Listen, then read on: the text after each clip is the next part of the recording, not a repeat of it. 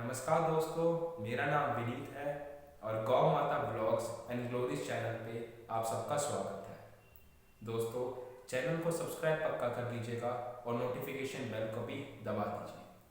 जैसा कि इस चैनल की सबसे पहली वीडियो में मैंने आपसे कहा था कि मैं हर महीने आपको एक ऐसे महान गौ भक्त की कहानी सुनाऊंगा जिनका नाम तक आज की जनरेशन नहीं जानती। एक ऐसे गौ भक्त थे जिन्होंने प्रतिज्ञा ली थी कि जब तक भारत में से जो गौ हत्या का महापाप है ये पूरी तरह बंद नहीं हो जाता, गौ हत्या पूरी तरह बैन नहीं हो जाती, तब तक मैं ना तो सर पे पगड़ी पहनूंगा और ना चारपाई पे सोऊंगा। दोस्तों, मैं बात कर रहा एक ऐसे व्यक्ति की जिन्होंने राष्ट्र की स्वाधीनता से लेकर राष्ट्रभाषा हिंदी के प्रचार तथा गौ माता की रक्षा के लिए अपना पूरा जीवन समर्पित कर दिया, जो गौरक्षा आंदोलन के एक बहुत ही इंपॉर्टेंट सूत्रधार थे। मैं बात कर रहा हूँ लाला हरदेव साई जी की। कौन थे लाला हरदेव साई? शुरुआत से बात करते हैं। 26 नवंबर 1892 हरियाणा प्रदेश के हिसार जिले के सातरोड़ गांव में इनका जन्म होता है। इनके पिता एक साहूकार थे। लाला हरदेव साई जी बचपन से ही राष्ट्रभक्ति के रंग में रंग गए थे। वेदों, उपनिषदों और पुराणों के प्रति इनकी एक श्रद्धा भावना थी। लाला जी को स्वदेशी वस्तुओं से एक विशेष लगाव था। विदेशी कपड़े के बजाय हाथ से बुने सूत के कपड़े को पहनने का लाला जी ने बचपन में ही निर्णय ले लिया था। हमारी लाइफ में कोई ना कोई ऐसे रोल मॉडल होते हैं जिनके पढ़ के, जिनके बारे में जानकर हम भी उन जैसा बनना चाहते हैं, उन जैसा एक महान कार्य करना चाहते हैं। जैसे कि मेरी लाइफ में नेताजी सुभाष चंद्र बोस, जिन्होंने वो गुमनामी की जिंदगी बिताई थी, भारत को आज़ाद कराया था। छत्रपति शिवाजी महाराज, जिन्होंने हिंदवी स्वराज की स्थापना करी थी। श्रील प्रभुपाद, जिन्होंने सनातन धर्म का पूरी दुनिया में प्रचार किया था। और पितामह भीष्म, जिन्होंने आजीवन ब्रह्मचर्य का पालन किया था। ये चार लोग मेरी लाइफ में काफ़ी इंपॉर्टेंट है। लाला जी की लाइफ में भी कुछ लोग ऐसे थे जिनसे वो बहुत ज़्यादा प्रभावित हुए थे, जैसे कि हम सब होते हैं। वो कौन लोग थे जिन्होंने लाला जी को सबसे ज़्यादा इंस्पायर किया था? वो थे पंजाब केसरी लाला लाजपत राय, लोकमान्य बाल गंगाधर तिलक और महामना मदन मोहन मालवीय। इनसे लाला जी सबसे ज्यादा प्रभावित हुए। लाला जी अंग्रेजी के बजाय हिंदी तथा संस्कृत में शिक्षा दिए जाने के प्रबल समर्थक थे। इसलिए हरियाणा के 65 गांव में विद्यालय खोलकर उन्होंने हिंदी और संस्कृत में शिक्षा देने का प्रचार किया। लाला जी ने स्वाधीनता संग्राम में भी एक विशेष भूमिका निभाई, एक सक्रिय रोल उन्होंने प्ले किया। 1921 का जो नॉन कॉपरेशन मूवमेंट था और 1942 का जो भारत छोड़ो आंदोलन, जो क्विट इंडिया मूवमेंट था, उसमें सत्याग्रह करने के कारण उन्हें जेल में भी भेजा गया। 1921 में जब उन्हें पंजाब जेल में भेजा गया तब उनकी मुलाकात होती है स्वामी श्रद्धानंद जी से। कौन थे स्वामी श्रद्धानंद जी? ये वे एक आर्य समाज के सन्यासी थे जिन्होंने 1920s में एक शुद्धि एक मूवमेंट चलाया था जिसमें घर वापसी करवाई जा रही थी। एक बहुत ही महान संत थे। जब 1938 में हिसार जिले में भीषण अकाल पड़ा था जिसके कारण 50,000 गौ माता भूखी मर गई थी, तब लाला जी ने उस जमाने के प्रख्यात गौ भक्त जे.एन. मानकर जी के साथ मिलकर गौ माता के लिए अपना पूरा समय समर्पित कर दिया। वे गांव-गांव जाकर गौ माता के लिए चारा इकट्ठा किया करते थे। 1938 में ही नेताजी सुभाष चंद्र बोस कांग्रेस के प्रेसिडेंट बने थे और उन्होंने हिसार का दौरा किया था। लुधियाना से ट्रेन लेकर वो हिसार पहुंचे थे क्योंकि अकाल के कारण लोगों को काफ़ी नुकसान हुआ था, गायों को काफ़ी नुकसान हुआ था। तो नेताजी जायजा लेने के लिए वहाँ पहुंचे थे और वहाँ उनकी मुलाकात लाला हरदेव साई जी से भी होती है। लाला हरदेव साई जी का एक मासिक अखबार भी आता था जिसका नाम था ग्राम सेवक। तो 29 दिसंबर 1938 को जो नेताजी ने दौरा किया था उसका उल्लेख भी उस अखबार में उस तारीख को आता है। उसके जो शीर्षक था वो ये था, राष्ट्रपति ने किया दौरा। नेताजी के प्रति लाला जी का एक विशेष लगाव था, एक विशेष श्रद्धा भावना थी। जब उन्होंने एक पुस्तक लिखी थी गाय ही क्यों, तो उसका पहला पेज था, जो पुस्तक मेरे पास अभी भी है, जो मैंने पढ़ी भी है।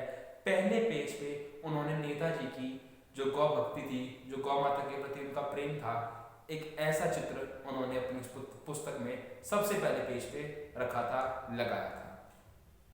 लाला जी का सपना था कि जब भारत स्वाधीन हो जाएगा तो तब फाइनली गौ हत्या का जो महापाप है वो पूरी पूरी तरह से मिट जाएगा, पूरी तरह से बंद हो जाएगा।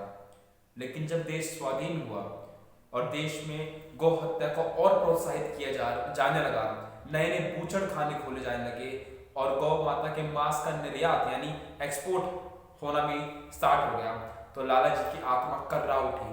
उन्होंने प्रधानमंत्री पंडित नेहरू जी को, प्रेसिडेंट जो उस जमाने के थे डॉक्टर राजेंद्र प्रसाद से मुलाकात करी, पत्र व्यवहार करे, उनसे रिक्वेस्ट करी कि जो गौ हत्या का महापाप है, अब तो आज़ादी मिल गई है, अब तो ये बंद हो जाए।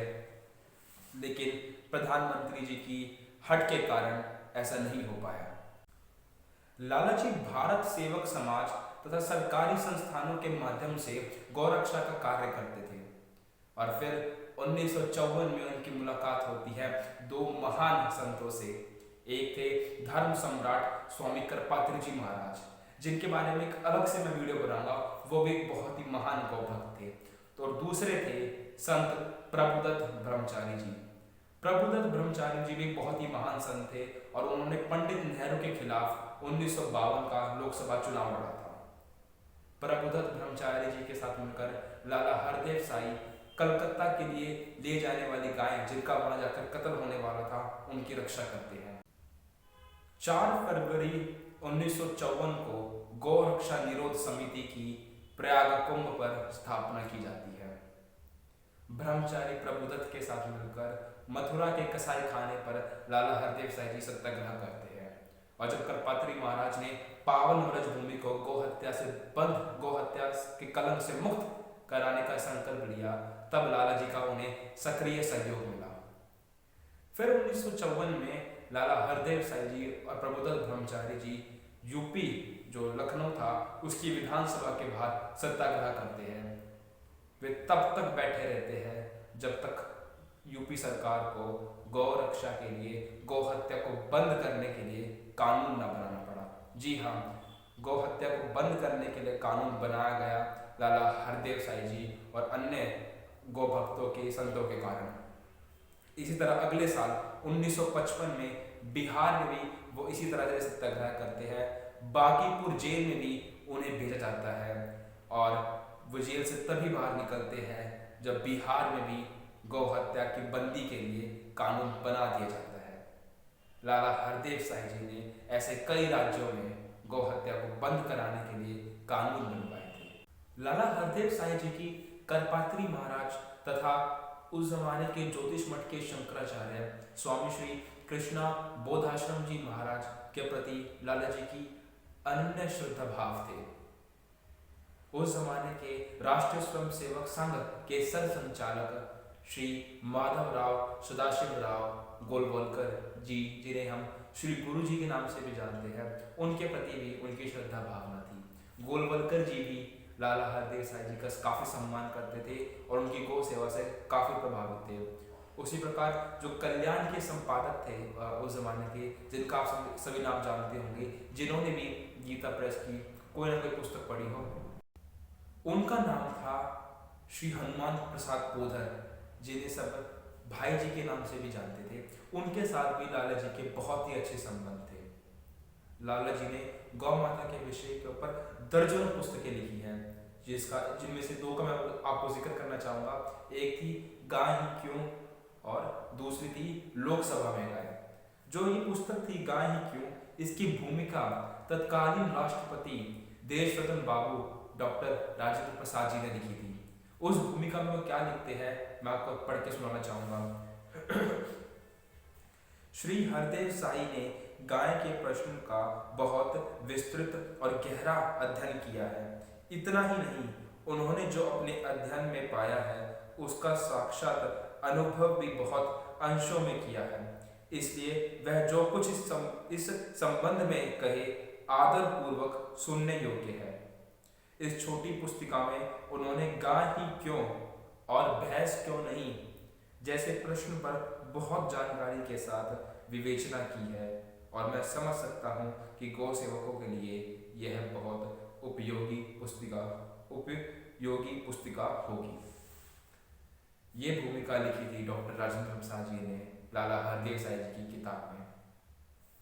दोस्तों, मैं लाला हरदेव साईं जी के बारे में और भी बहुत सारी जानकारी रखता हूँ और भी बहुत सारी बातें जानता हूँ।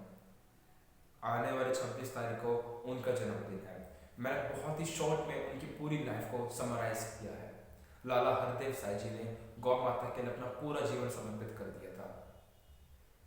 उनसे ही प्रेरणा लेकर, उन जैसे ही महान गौ भक्तों से प्रेरणा लेकर एक छोटा सा प्रयास मैंने किया है, एक छोटा सा चैनल खोला है जो कि गौ माता से जुड़ा हुआ एक नैरेटिव खड़ा कर सके, बना सके। इसी के साथ धन्यवाद इस वीडियो को देखने के लिए। वीडियो को लाइक और शेयर पक्का कीजिएगा। गौ माता की जय।